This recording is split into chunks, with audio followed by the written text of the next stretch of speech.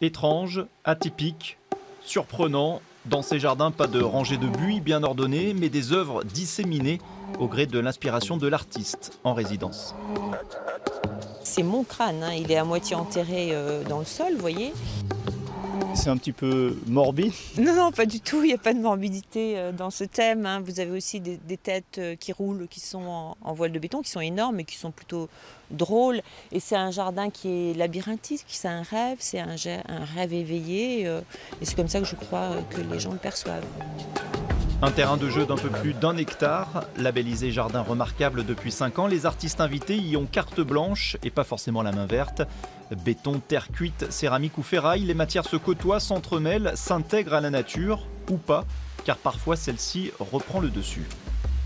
Je pense qu'il y a un effet de surprise qui joue, puisque de toute façon, selon l'endroit où on va se trouver dans le jardin, on va découvrir de nouvelles choses. Et c'est ça qui est intéressant. En fait, dans l'art, de toute façon, tout ne se voit pas. Entre botanique et artistique, le jardin se transforme au fil du temps et des saisons, les œuvres avec. C'est aussi la vocation du lieu, désacraliser l'art, lutter contre l'enracinement. La nature évolue et c'est très bien comme ça. Donc les œuvres vivent aussi, celles qui restent de façon pérenne, donc vivent aussi avec ces transformations. Et comme certaines sculptures de Martine Diersé par exemple, qui finissent des grès émaillés, qui finissent par être englobées complètement, enserrées dans le végétal. Amener la création contemporaine là où on ne l'attend pas forcément, une démarche pédagogique qui fait la singularité des jardins du Château du Pin. Un patrimoine en mouvement donc à découvrir ce week-end.